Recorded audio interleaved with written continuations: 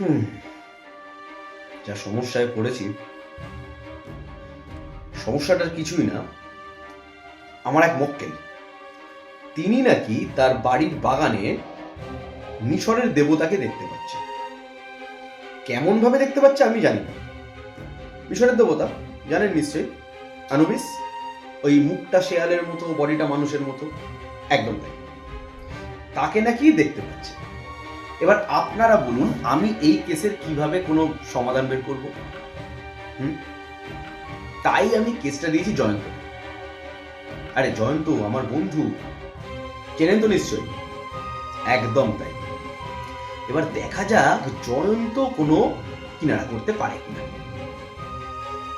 নমস্কার, আমি শুভময় দে। দেবেন্দ্র কুমার রায়ের মিশর দেবতার অভিশাপে আমি রয়েছি সুন্দরবাবুর চরিত্রে। আপনারা নিশ্চয়ই এতক্ষণে সবাই শুনে ফেলেছেন। যারা শোনেননি তারা অবশ্যই শুনবেন এবং ভিডিওটিকে, আমাদের গল্পটিকে লাইক করবেন, শেয়ার করবেন, কমেন্টে কেমন লাগলো সেটা লিখে জানাবেন।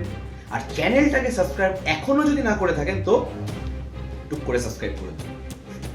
নতুন নতুন আরো গল্প আসবে, সেগুলো শুনতে হবে তো। ভালো থাকবেন, নমস্কার।